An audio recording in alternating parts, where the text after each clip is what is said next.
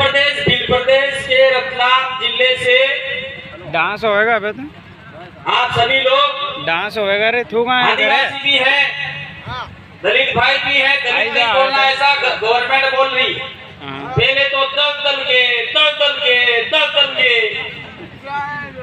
परेशान कर दिया, अब बोल रहे दलित नहीं बोलना। हमारा नुकसान करने के बाद में बोलते हैं दलित नहीं बोलना। कौन बोल रहा है? सरकार बोल रही। और कुछ साथी और भी हैं, उन सबको रोज कांति भाई आदिवासी की ओर से फूल जोहार, जय आदिवासी। साथियों, हम लोग ये जो जयेश का निर्माण हुआ, उसके साथ साथ में आदिवासी परिवार का भी निर्माण हमारे राजस्थान और गुजरात के इलाके में हुआ था। और उस निर्माण के बाद में आज जो क्रांति, जो खौफ सरकार और हमारे साथ में शोषण और अत्याचार करने वालों के बीच में है, उनके मन में है, वही खौफ आप लोगों को जिंदा रखना होगा। अगर जिंदा नहीं रखे तो ये लोग हमको और प्रताड़ित करेंगे। हमने बोल दिया, भारत के संविधान की 5वीं अनुसूची में हमको प्रिविलेज स्पेशल राइट से अधिकार है। लेकिन कौन सा आदिवासी 5वीं अनुसूची के लिए लड़ने गया? मंच पे बोलने के बाद में कोर्ट में कौन गया? कलेक्टर के सामने कौन भिड़ा?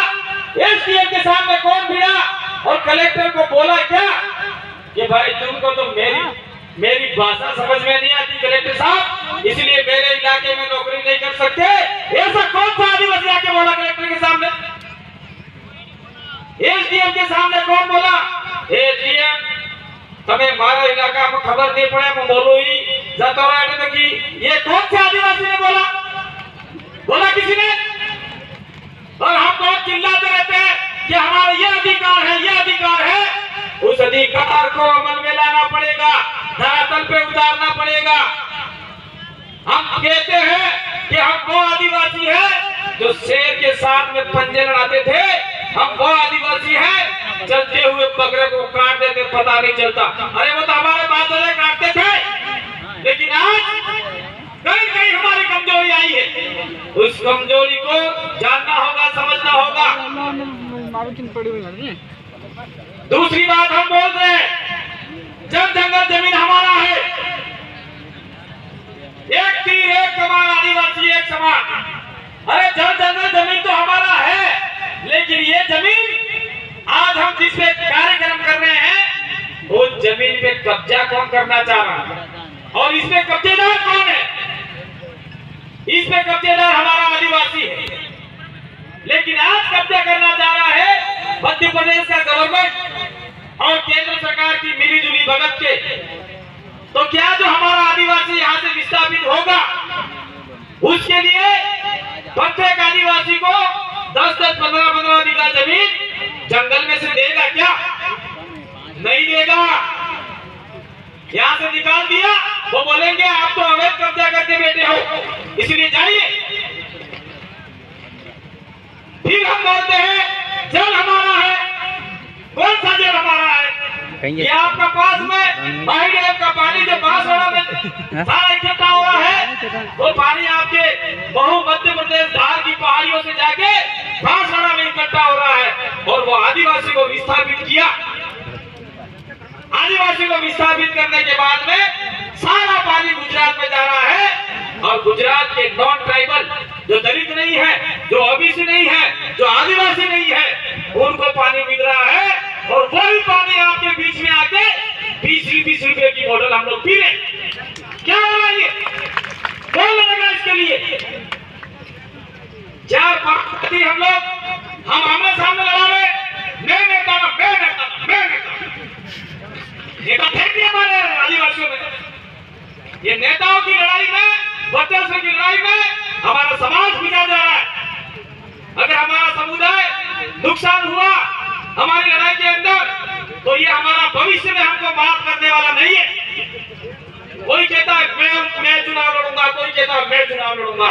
अरे चुनाव तो लड़ना भाई, जब तेरे कपड़े रहेंगे तो चुनाव लड़ेगा, कहां से लड़ेगा?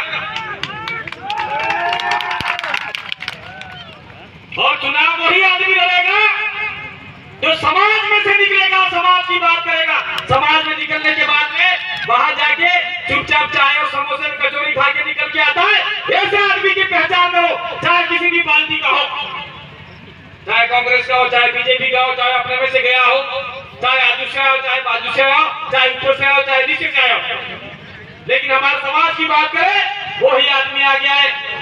हम लोग आदिवासियों की बात करते हैं, संविधान की बात करते हैं, लेकिन एक चीज से हम दूर भागते हैं। क्या भागते हैं? ये तो हमारा जयेश है, हमारा उधर भील प्रदेश आदिवासी परिवार है, वो भील राजनीतिक है, भील राजनीतिक था, भील राजनीतिक रहेगा। इस पे हमारे देश में कोई भी राजनीतिक पार्टी कब्जा नहीं कर पाएगी, ये आपको मानना पड़ेगा, समझना पड़ेगा। ना तेरी पार्टी में जाके चूल्हे में डालने, हमारे देश के अंदर मत लाना। क्या आप लोग ये कहने के लिए तैयार हो किसी को? हमने तो कह दिया अभी राजस्थान के अंदर, अभी राजस्थान का दरियावाद का चुनाव चल रहा है, उस चुनाव के अंदर हमने राजनीतिक पार्टियों को आउट कर दिया, बाहर कर दिया, और वहां पे हमारा ठोस सशक्त आदिवासी से चुना हुआ जनप्रतिनिधि हमारे बीच में आज बड़ी बड़ी पार्टियों को टक्कर देके नंबर 1 की पोजीशन पे आया है। वो राजनीतिक पार्टियों को हमने हटा दिया है। तो क्या आप लोग मध्य प्रदेश में इस प्रकार का कोई करने वाले हो, नहीं करने वाले हो? साथियों, मैं ये कहना चाह रहा हूँ कि हमारा संगठन चलेगा, आदिवासी बात चलेगा, भीमवाद चलेगा और मधुवाद विनाश होगा, लेकिन हमको भी सत्ता के पास में जाना पड़ेगा, चाहे कैसे भी जाए, जैसे भी जाए, ऐसे भी जाए, लेकिन सत्ता में जाके हमारे सारे अधिकार सुरक्षित करे, ऐसा व्यक्ति हमें जाना भेजना पड़ेगा। ये जो हम लोग चुनाव की बात होती है, लोग आप लोग बोल रहे थे इसलिए कल को बोलना पड़ा। ये मंच राजनीतिक मंच नहीं है, किसी पार्टी को कोसने का मंच नहीं है। इसलिए साथियों, आप जो युवा साथी हैं, उन युवा साथियों को कहना चाह रहा हूँ कि महापुरुष लगाए, महापुरुष लगाए, तो क्या आपके घर में ऐसा महापुरुष आप लोग पैदा करने वाले हो क्या? कौन सा व्यक्ति महापुरुष पैदा करने वाला? डंडिया भील की जय, राणा पुंजा भील की जय, बिरसा मुंडा की जय, ये सारे हम लोग जय तो बुलवाते हैं, लेकिन ये कहते हैं कि राणा पुंजा भील मेरे घर में पैदा नहीं होना चाहिए, पड़ोसी के घर में पैदा होना चाहिए। बिरसा मुंडा मेरे घर में पैदा नहीं होना चाहिए, डॉक्टर साहब के घर में पैदा होना चाहिए। ये डर है हमारे अंदर। क्या डर है? कि राणा पुंजा भील, डंडिया भील, बिरसा मुंडा आंदोलनकारी थे, आदिवासियों को बचाने वाले थे, लेकिन कहीं न कहीं उनके साथ में सरकार ने, प्रशासन ने शोषण और अत्याचार किया और पूरा परिवार आज तहस नहस हो गया। तो साथियों, बिरसा मुंडा का जो परिवार है आज पकौड़े चाय समोसे बेच रहा है। तो क्या हमें हमारे घर के अंदर बिरसा मुंडा जैसा महापुरुष पैदा करना होगा, नहीं पैदा करना होगा? ये जो हम लोग देश की है कि महापंचायत करके निकल जाएंगे, उससे जमीन बचने वाली नहीं है, उससे आपकी 5वीं अनुसूची लागू होने वाली नहीं है, उससे आपके जल जंगल जमीन के राइट्स गिरने वाले नहीं है, और आपकी संस्कृति और आपका जो भी जितना बचाना चाहते हैं वो बचने वाला नहीं। डॉक्टर साहब 2 मिनट और लूंगा, आप खड़े तो हो गए, क्योंकि मैं इतने दूर से आया हूँ। 5000 रुपये का डीजल चला के आया हूँ, तो कम से कम 10-15 मिनट तो बोल के जाऊंगा, तो बोल के जाऊंगा 5000 रुपया।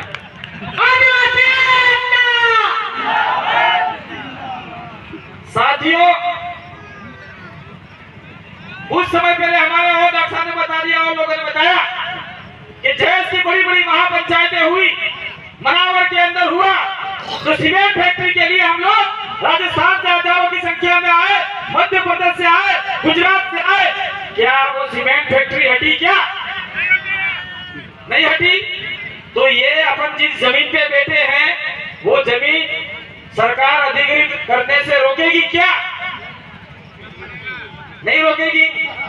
तो उसके लिए हमें क्या करना है? हमारा जो डिमांड है, जो मांग पत्र है, उस मांग पत्र के अंदर हम लोग चाहते हैं कि हमारे आदिवासियों को जमीन मिले और अधिकतम आदिवासियों को नौकरी मिले। लेकिन मुझे लगता है कि आदिवासियों को नौकरी मिलेगी, लेकिन झाड़ू निकालने की देंगे लोग। जाओ। और हमारा मुद्दा ये होना चाहिए, ये जो कंपनी बनेगी, इस कंपनी के अंदर हमारा 50% हिस्सेदारी होनी चाहिए, तो हमारा ये सक्सेस सफल होगा ये आज का कार्यक्रम। और भारत के संविधान में साफ लिखा हुआ है, आदिवासी क्षेत्र में होने वाले खनन, बनने वाले माइंस का 50% हिस्सेदारी आदिवासी की होगी। लेकिन वो भी ये राजनीतिक पार्टियां और नेता जो गुलाम चाटुका चरण चाट, तो चरण को चाटने वाले दिल्ली में बैठे उनके चरण चाटते हैं, क्योंकि आज मुझे टिकट नहीं मिलेगा, कल नहीं मिलेगा, टिकट के लालची लोग हमारा सारा अधिकार बेच के आ गए। फिर भी कुछ लोगों ने लड़ा। अभी ये गोंसाल्विस जैसे वकील साहब आए थे, ऐसे लोग भी हमारा कुछ सहायता करने वाले हैं। तो सुप्रीम कोर्ट का जो 50% का आदिवासी की हिस्सेदारी होगी वो रद्द हुआ। उसके बाद में 23% आया। 23 के बाद में अभी मात्र 12% हमको मिल रहा है, लेकिन वो पैसा कहाँ जा रहा है किसी को पता नहीं है। ना आपको पता है, न यहाँ बोलने वालों को पता है। जो माइंस है आपका इधर खराब हो रही है, आपका जितनी फैक्ट्रियां लग रही है, उसका पैसा आदिवासियों पे खर्च होगा। ये 12% पैसा खर्च होगा, लेकिन कैसे होगा? आपकी पंचायत में, आपके जनपद में, आपके जिला पंचायत में आएगा और सीधा आपके पंचायत के खाते में आएगा।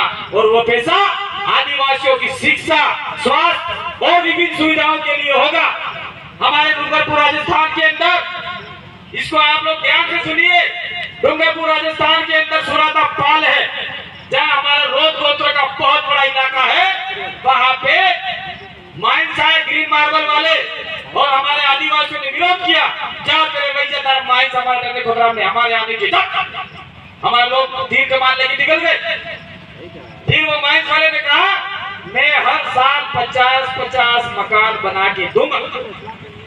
तो हमारे आदिवासियों को 50-50 मकान मिले हैं, लेकिन कुछ समय बाद में कांग्रेस और बीजेपी के नेता जीत जाने के बाद और गए और कंपनी वालों को बोला, माइंस वालों को बोला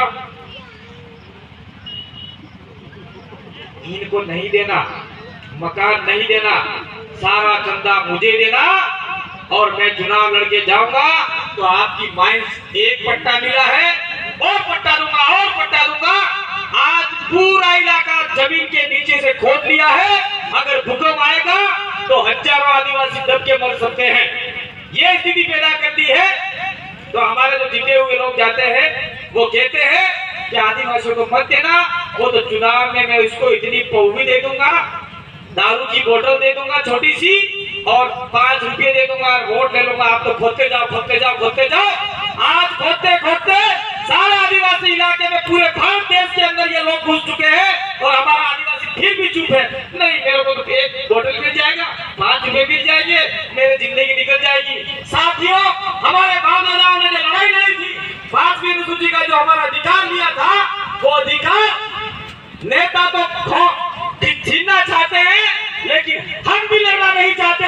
हम भी चाहते हैं कि हमको घर बैठे बैठे मिल जाए। रोटी तो माँ ने बनाई, लेकिन हम ये सोचते हैं कि रोटी सीधी मसल के मेरे मुंह में डाल दे, और मेरे मुंह में भी मेरी माँ ऐसा मुंह हिलाए और मैं चबाना भी नहीं चाहता, और पेट में सीधा चला जाए।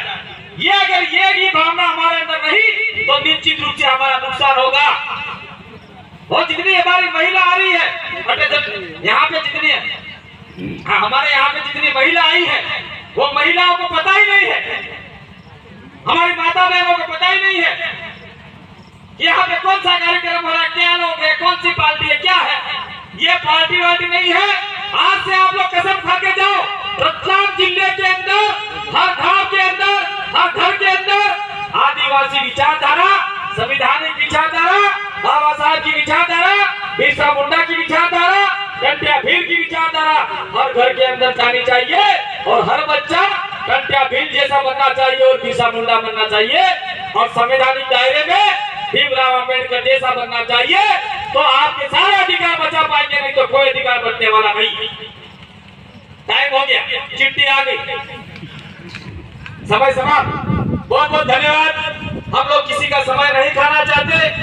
आप लोगों ने हमें यहाँ बुलाया नहीं, मैं मेरी मर्जी से आया, कोई बुलाता नहीं है। मेरे घाट के में से मैं भी बेरोजगार हूँ, डबल एमए हो, पीजीडीसी हो, बीएड किया हुआ है। मेरे साथ में जो साथी आए हैं वो सारे डबल एमए पीजीडीसी हैं। सारे सरकार, चाहे राजस्थान की हो, चाहे गुजरात की हो, चाहे